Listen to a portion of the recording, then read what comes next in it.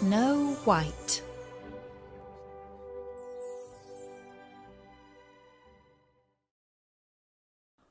What a lovely child! And they were so glad that they did not wake her up, but let her sleep on in the bed. And the seventh dwarf slept with his companions, 1 hour with each, and so got through the night. When the sun rose, Snow White awoke, and oh, how frightened she was when she saw the 7 little dwarfs. But they were very friendly, and asked what her name was. "My name is Snow White," she answered. "And how did you come to get in our house?" asked the dwarfs. Then she told them how her cruel stepmother had intended her to be killed, but how the huntsman had spared her life, and she had run on until she reached the little house. And the dwarf said, "If you will take care of our house, cook for us, and make the beds, wash, mend, and knit, and keep everything neat and tidy and clean, then you may stay with us, and you shall lack for nothing."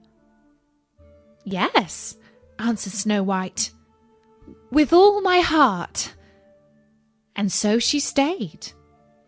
She kept the house neat and clean for the dwarfs, who went off early in the morning to search for copper and gold in the mountains, and who expected their meal to be standing ready for them when they returned at night.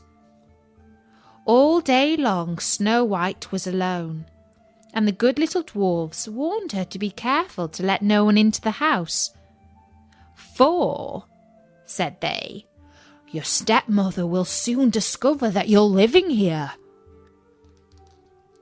The Queen, believing, of course, that Snow White was dead, and that she had eaten her heart, and that therefore she was again the most beautiful lady in the land, went to her mirror and said, "Mirror, mirror, upon the wall, who is the fairest of us all?"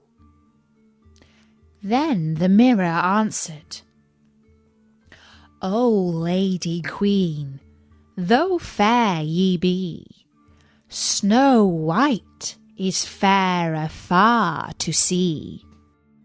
Over the hills and far away, she dwells with 7 dwarfs today." How angry she was, for she knew that the mirror spoke only the truth, and that the huntsman must have deceived her. She thought and thought how she might kill Snow White, for she knew she would have neither rest nor peace until she really was the most beautiful lady in the land. At length, she decided what to do. She painted her face and dressed herself like an old peddler woman, so that no one could recognize her, and in this disguise she climbed the 7 mountains that lay between her and the dwarf's house, and she knocked at their door and cried, "Pretty things to sell, very cheap, very cheap." Snow White peeped from the window and said, "Good day, good wife, and what are your wares?" "All sorts of pretty things, my dear," answered the woman.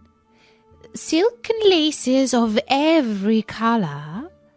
And she held up a bright-coloured one made of pleated silks.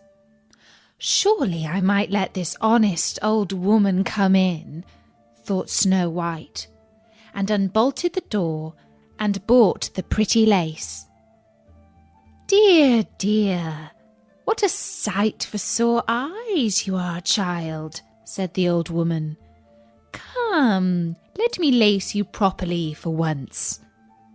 Snow White had no suspicious thoughts, so she placed herself in front of the old woman that she might fasten her dress with her new silk lace. But immediately the wicked creature laced her bodice so tightly that she could not breathe, and she fell down upon the ground as though she were dead. "Now," said the Queen, "I am once more the most beautiful lady in all the land." When the dwarfs came home, they were very grieved to find their dear little Snow White lying upon the ground as though she were dead. They lifted her gently, and seeing that she was too tightly laced, they cut the silken cord, where she drew a long breath and then gradually came back to life. When the dwarfs heard all that had happened, they said, "The peddler woman was certainly the wicked queen. Now take care in future that you open the door to none when we are not with you." The wicked queen had no sooner reached home than she went to her mirror and said, "Mirror, mirror upon the wall, who is the fairest of us all?" And the mirror answered as before, "O Lady Queen, though fair ye be, Snow White is fairer far to see. Over the hills and far away, she dwells with 7 dwarfs today." The blood rushed to her face as she heard these words, for she knew that Snow White must have come to life again. "But I will manage to put an end to her yet," she said. And then, by using her witchcraft, she made a poisonous comb. Again she disguised herself, climbed the 7 mountains, and knocked at the door of the 7 dwarfs' cottage, crying, "Pretty little things to sell, very cheap today." Snow White looked out of the window and said, "Go away, good woman, for I dare not let you in." "Surely you can look at my goods," answered the woman, and held up the poisonous comb, which pleased Snow White so well that she opened the door and bought it.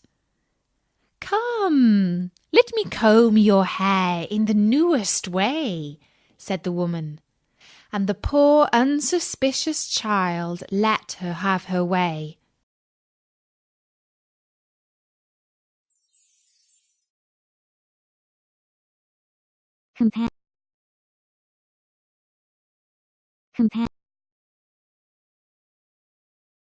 Frightened, frightened. Stepmother, stepmother. Dwell, dwell. Deceive, deceive. Peddler, peddler.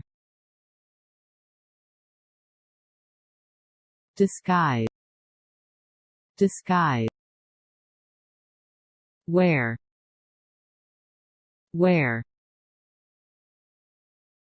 Silken lace, silken lace. Suspicious, suspicious. Nếu thấy hay và hữu ích, các bạn hãy like, share và comment ủng hộ ở bên dưới nhé.